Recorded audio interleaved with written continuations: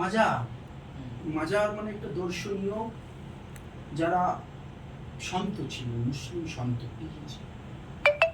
তাদের যে যেখানে তাদেরকে কবর দেওয়া হয়, সেই সমাধি স্থলটাকে বলা হয় মাজার। এইরকম দর্শনীয় মাজারগুলোতে হামলা চলছে কেন?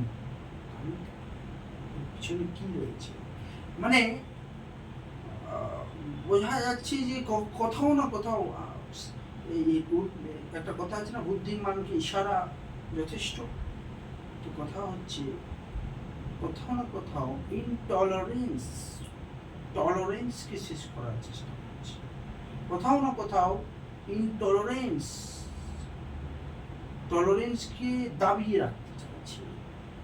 তো ধর্মীয় মধ্যে যেমন একটা টলারেট ভাবনা সুফিদের মধ্যে আছে, সুফিবাদ, হিন্দু ধর্মে ভক্তিবাদ, এইটাকে গায়কদের উপর হামলা। কেন? একজন গায়ক যিনি বাংলাদেশের নাম সুনাম করেছে, নামটা ভুলে যাচ্ছে না, বাদ্যযন্ত্র বিভিন্ন রকম তৈরি করেছে, ওনার বাড়িতে হামলা। সুফি দর্শনীয় জায়গাগুলোতে হামলা, নামগুলো সরিয়ে দেওয়া, মন্দির ভাঙা হচ্ছে। ইভেন আপনি বলছেন মন্দির ভাঙা হচ্ছে, মাইনরিটিসদের উপর অত্যাচার, নিন্দা জানাচ্ছে।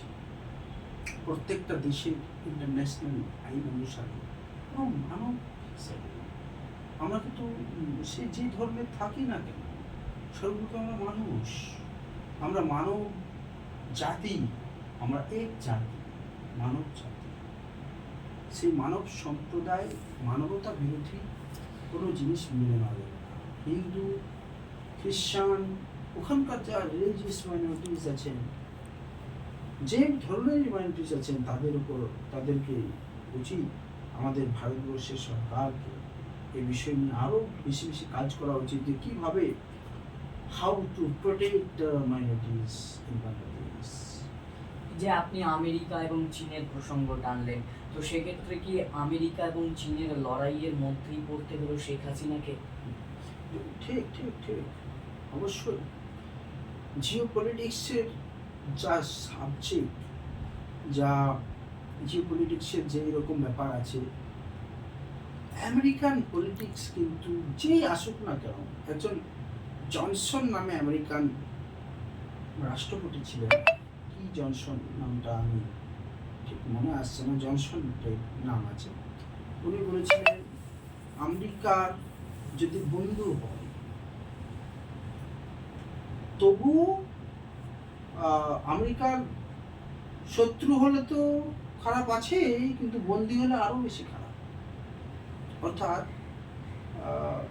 উনি বলছেন আমেরিকার বন্ধু হওয়াও কঠিন জিনিস, আরো বেশি তুমি ডেঞ্জারে পড়ে যাবে। এমনি সে রাষ্ট্রপতি, আমেরিকার রাষ্ট্রপতি বলেন, নিজের দেশেরই এইভাবে সমালোচনা কোন রাষ্ট্রপতির মুখে তো শোনা যায় না। তো এইভাবেই যে বলেছেন, আর এক্স্যাক্টলি ওয়ার্ড আমার মনে পড়ছে না, যদি এক্স্যাক্টলি ওয়ার্ডটা বলতে পারো ভালো হতো, কি বলেছেন, মানে এটাই ছিল যে বন্ধু আরো বেশি খারাপ হবে, শত্রু তো খারাপ আর বন্ধু আরো বেশি খারাপ। তো আমেরিকান এই পলিটিক্সে, চীন আর আমেরিকার মধ্যবর্তী জিও পলিটিক্সে এই হাতিয়ার এর ব্যবসার কারণে ফেসে গেছেন শেখ হাসিনা। বাস্তব ইন্দিরা গান্ধী থাকলে হতো না। ভারতবর্ষের প্রধানমন্ত্রী কিভাবে করছেন আমি বুঝতে পারছি না যে Narendra Modi how to handle it, how is handling it. Sheikh হাসিনাকে কোথাও থাকার জন্য আশ্রয় দিতে, মানে ভারতের বিদেশ মন্ত্রী বলেছেন আশ্রয় দেবেন, সে বিদেশ মন্ত্রণালয়ের কি ডিপ্লোমেসি রয়েছে, আমি ওখানে যাব না, সেটা পররাষ্ট্রনীতির ব্যাপার। কিন্তু আমি এইটুকু তো জানি যে শেখ হাসিনাকে কিন্তু ভারতে কিন্তু সাহারা দিয়েছিল যখন ওনার বাবার হত্যা, শেখ মুজিবুর রহমানের হত্যা, পরিবার সহ সেই সরকার কিন্তু আমাদের জাতীয় কংগ্রেস ছিল, ইন্দিরা গান্ধীর সরকার, যে পাকিস্তানকে টুকরো করে ফেলে। সেই বাঘিনী আজকে নেই। আজকে বোঝা যাচ্ছে যে কতটা খারাপ হচ্ছে সারা বিশ্বের পরিস্থিতি সহ আমরা আমাদের বুঝতে হবে আমাদের নেবার কান্ট্রিজে যদি শান্তি না থাকে তাহলে এই এফেক্টটা কোথাও না কোথাও আমাদের করতে পারে। আমরা চাইবো না আমাদের ভারতবাসীরা কোথাও যেন ক্ষতিতে পড়ে যায়। ইভেন এর কারণে রিসেন্টলি একজন বাঙালি উড়িষ্যাতে ব্যবসা করছেন ফেরিয়াওয়ালা, অনেক জনের উপর উড়িষ্যাতে হামলা হয়েছে। পলিটিক্সের কি ধরনের মানে আপনি বুঝতে পারছেন রেসপন্সটা। আমি নিন্দা জানাচ্ছি। আমি আজকেই চিঠি দিয়েছি মাননীয় মুখ্যমন্ত্রী মমতা ব্যানার্জি সহ ভারতের অপোজিশন লিডার, আমাদের লিডার শ্রী রাহুল গান্ধীজিকে, যে এই জিনিসটা দেখা হোক, কি করে কি শান্তি দেশে যেন আমাদের অশান্তি না ছড়িয়ে পড়ে। উড়িষ্যায় শুরু হয়েছে বাঙালি খেদানো। বাঙালি মানে তুমি বাংলাদেশি। বহু বাংলাদেশি ভারতে আসার চেষ্টা করছে দেখা যাচ্ছে। এটা আমি কি বলবো, আমাদের অর্থনীতি, আমাদের বেকারত্বের সমস্যা এখনো আছে, তার উপর যদি বাংলাদেশ থেকে লোক আসে তো আমাদের অর্থনীতির উপর চাপ পড়বে। কিন্তু ইন্টারন্যাশনাল যে আইন এবং ডিপ্লোমেসির ব্যাপার, এটা ভারত সরকার এই ব্যবস্থা নিয়ে কী করবেন না, এটা আমি সেই রকম করতে চাইছি না। শুভেন্দু অধিকারী বলছেন 1 কোটিরও বেশি বলা যেতে পারে যে মানুষ এই ভারতে প্রবেশ করবে। শুভেন্দু অধিকারীকে আমি সিরিয়াসলি নিই না। উনি কখন কি বলেন নিজেই জানেন না। উনি মোদিজির বিরুদ্ধেও মাঝে মধ্যে বলেছেন না, মোদিজি বলেছিলেন সবকা সাথ। উনি বলেছেন সংখ্যালঘু মোর্চা। ননীত সংখ্যালঘু মোর্চা। তো উনি নিজের পার্টি ভিউ পয়েন্টেই উনি টিকতে পারছেন না। কারণ এখন তো ওনারা ভেবেছিলেন 25খানা সিট পাবো, সরকার গঠন করবো পশ্চিমবঙ্গে, হ্যাট্রেড সরকার।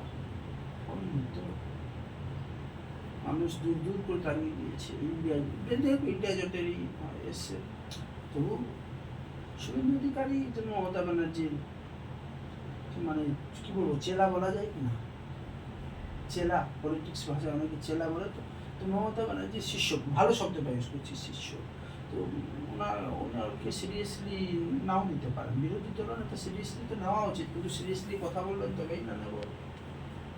এই যে একটা পরিসংখ্যান উঠে আসছে যে বাংলাদেশে এত বড় একটা ছাত্র আন্দোলন হলো, তাতে প্রায় 350 কোটি টাকার বেশি খরচ হয়েছে।